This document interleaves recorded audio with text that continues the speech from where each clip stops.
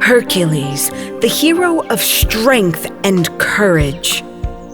His life was one long series of wonders. Hercules was a strong and brave man. The people of Greece loved him a lot. He was very handsome, too. People who didn't know about him often mistook him as the king of Greece. Isn't that man Hercules your king? No, my dear friend. He is not our king. He is Hercules. He is a hero of the land. Such incidents often happened, and once the king's men overheard this, they informed this to the king and told him that people have started considering him as their king. The king was very angry when he heard this. He was worried that the people might make him their new king. He consulted his advisors, and he made plans to get rid of Hercules. The king knew that if Hercules stayed away, the people would slowly start to forget him. Once, the king made a new plan. This time, he gave Hercules a very difficult task.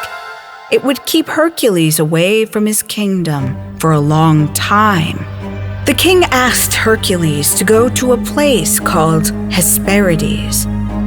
It was said that some apple trees in Hesperides bore golden apples. The king asked Hercules to bring 3 golden apples from Hesperides. The king decided to send Hercules to Hesperides because no one knew the way to Hesperides. King was pretty sure that Hercules would be away for a long, long time. Hercules agreed and gathered all necessary items required for his journey. He left his country the next day. On his way, he met 3 ladies. Hercules decided to ask them the way to Hesperides. Hi, can you please help me with the route to Hesperides? I am unable to find it on the map. Hesperides? We have only heard about that place. We have no idea where it is. Maybe you should check with the old man at the sea. He might know the route to Hesperides. But you have to be careful when you're talking to the old man. Hold the old man tightly while you speak. Otherwise, he will escape. I think only he knows the route. Sure. Thank you, madam. I will do that. Hercules walked for a few hours and found the old man by the sea. He was sleeping by the shore. The old man looked strange.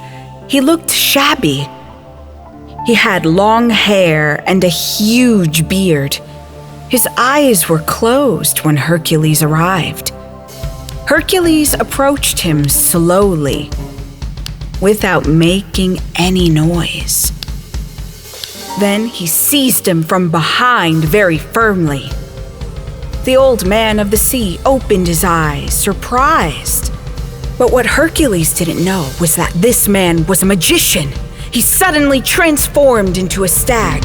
Hercules was surprised, but didn't let the man free from his grip. The stag struggled to free itself from the grip, but Hercules held him tightly. Then the old man transformed himself into a seabird, but Hercules held him tightly again. One by one, the old man transformed himself into different creatures. But he could not free himself from the clutches of Hercules. Who are you? What do you want from me? My name is Hercules. I want to know the way to Hesperides. I know that only you know the route. Hesperides? It is an island. You go along the seashore. Then you will meet a giant. He will show you the way to Hesperides. Hercules thanked him and continued with his journey. He met the giant. The giant was very huge and strong. He was sleeping on the shore. Hercules woke him up. But the giant didn't like to be woken up. He was angry. He struck Hercules with a club. Hercules fought the giant bravely. He lifted the giant and threw him down, but the giant got up immediately. By some strange magic, he had now become stronger than before. Hercules threw him down again and again, but each time the giant rose up much stronger than before. If I throw him down, he grows bigger than me and becomes more powerful. I know what to do now. Then Hercules lifted the giant high up in the air. But he did not throw him down this time and held him in the air. The giant slowly lost all his strength and started shrinking in size. He then started pleading with Hercules to put him down on the earth. Please put me down, or I will die. If you put me down, I will do whatever you ask me to do. Well, you don't have to do anything for me, but I need to know the way to Hesperides. Oh, Hesperides. I do not know the way to go to Hesperides, but I know one who knows the way. You walk straight through this way and search for Atlas. Only Atlas knows the route to Hesperides. Hercules thanked him and put him down. He then started walking in the direction that the giant told him. After a long journey, he finally met Atlas. Hercules narrated his tale to Atlas, and that he was in search of golden apples. Why do you want the 3 golden apples from Hesperides? My king ordered me to bring the 3 golden apples to him. Atlas was responsible for holding up the sky. He was holding the sky for a long period of time, and he was bored with it. He made a plan to trick Hercules. It is a long way from here to Hesperides. Only I can go there. Hold up the sky for me. I shall get the 3 golden apples for you. Hercules agreed to that deal. He held the sky on his shoulders, and Atlas walked away. Hercules waited for some time, and Atlas returned immediately. Atlas came back with 3 golden apples in his hand. He put down the 3 golden apples near Hercules' feet. Hercules was so happy to see him. He had been searching for those for a long time now. He requested Atlas take back the sky from his shoulders. Atlas hesitated to take the sky back from Hercules. I was holding up the sky for 1,000 years. I shall come back after another 1,000 years. Till that time, you can hold up the sky for me. Hercules realized that he was trapped by Atlas. He understood that it was time to use his brain. In that case, will you please hold up the sky for a little while?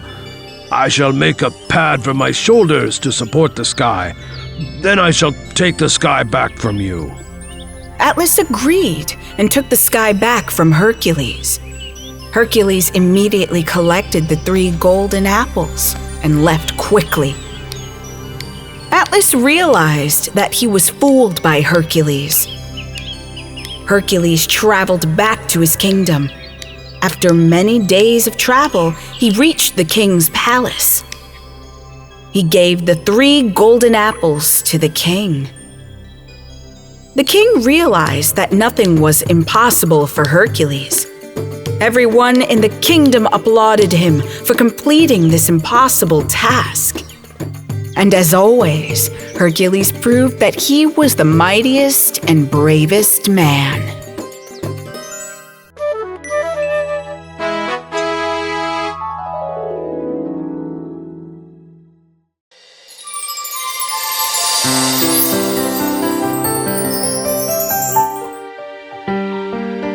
A long time ago, there lived a rich merchant in Baghdad. He had a son named Sinbad. Sinbad was very cute, and everyone loved him. When he was a young man, his father died, After his father's death, Sinbad inherited all the wealth. He had no idea how to manage this wealth, so he started spending it as he wished. He spent most of his wealth lavishly on food and wine. The elders in his family advised him to spend the money wisely. Oh, Uncle, I am not interested in doing any business. You see, I have a lot of money with me. I would like to enjoy my life. His friends took advantage of him. As days went by, Sinbad's wealth reduced. One fine day, he realized that he had lost all of his wealth. He was worried now. He did not want to live as a poor man. He thought for days on what to do. I have lost all my money. I think it will be better if I start sailing over the Persian Gulf with some merchandise. I think I can make a lot of money by doing business.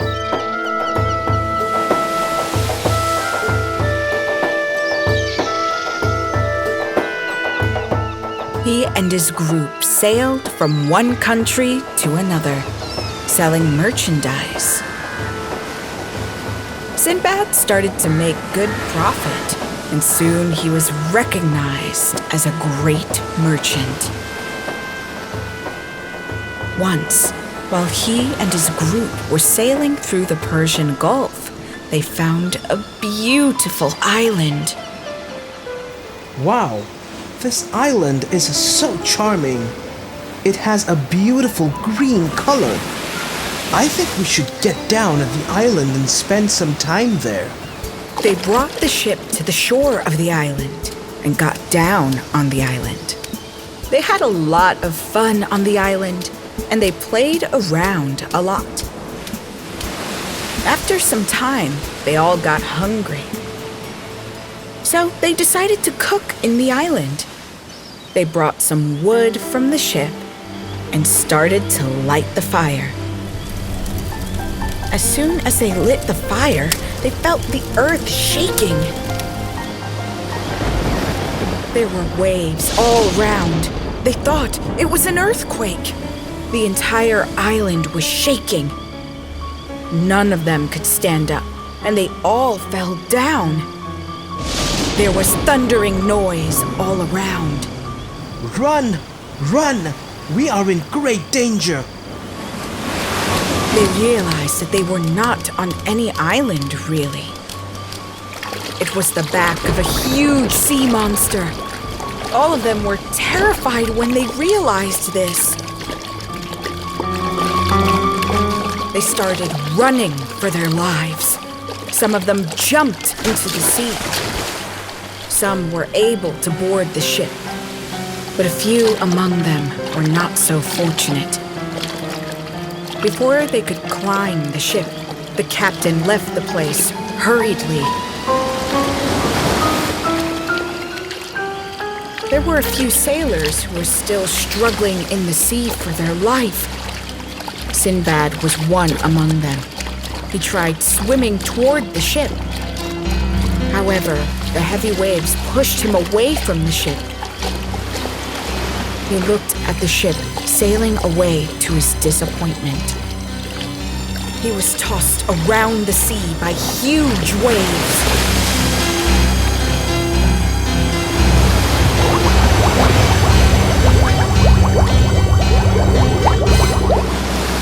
He held on to a piece of wood, and he never lost his hope. He floated in the sea for the whole night. The waves washed him ashore an island. His legs had turned stiff due to the cold sea water. He was unable to walk, so he crawled to the shore. Sinbad was very hungry by now, so he started searching for food. He was so tired and hungry. He had not eaten anything for a long time now. He searched for food in the forest, but he couldn't find any. except for some herbs. Luckily, he found a spring of pure water. He quenched his thirst by drinking the water. Sinbad was really tired by now, so he slept there for some time. After a good sleep, he gained some energy, and he was able to walk now. He slowly started exploring the island. While he was walking, he heard the noise of someone talking. Sinbad was curious. He turned around to see who it was. When he turned back, he found a man standing amidst the bushes.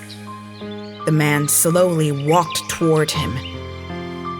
You look very weak and hungry. Here, take some of these fruits. Oh, thank you. Thank you so much. Sinbad found the man very friendly, so he took the fruits and ate them. The man then started asking Sinbad about his whereabouts. He told him what happened in detail.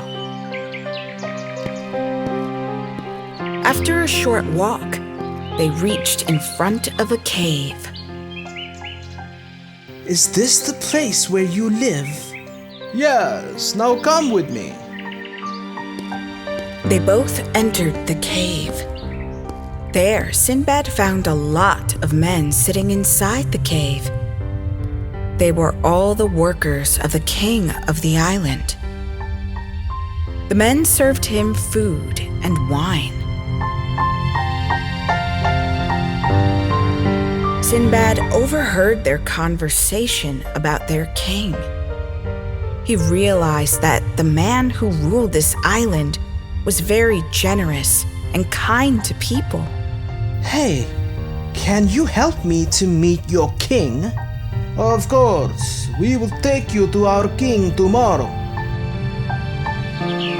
Sinbad was taken to the king the next morning. His name was Mir Jan. Sinbad introduced himself to the king and told him his story. The king was a noble and kind person. He had sympathy towards Sinbad and offered him a job. Sinbad was appointed as an officer in port.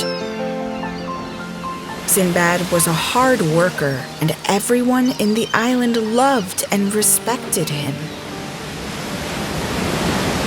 One day, when Sinbad was standing at the port, he saw a ship approaching the port. Huh? That ship! It's my ship! It was the same ship in which he was traveling before he got stranded. Sinbad could not control his excitement. He went to meet the captain of the ship. When the captain of the ship saw him, he was immensely surprised to find Sinbad alive. Thank God you are alive, my friend. I'm so sorry for leaving you behind. That's all right, Captain. The crew was happy to find Sinbad as well. The captain then handed over the goods that belonged to Sinbad. Sinbad was so happy to get his goods back. He wanted to inform the same to his beloved king. He chose a few valuable items from his wealth and ran to the king's palace. He presented those to the king. Oh, my lord, please accept these. Please allow me to return to my family. The king agreed and told him that he was happy for him. He gave a lot of gifts to Sinbad as well. He also gave permission to do business in his island until he returned to Baghdad. The ship stayed there for a week. Meanwhile, Sinbad did an excellent business with his goods and made a lot of money. Thank God. I have made enough money to live a happy life with my family. At the time of departure, he went to meet the king again. He thanked the king for his kindness and all the favors he received. When it was time for leaving the island, the king himself bid him farewell. Sinbad returned to Baghdad and lived happily for a long time. There are many more adventures of Sinbad, and I will tell you those later.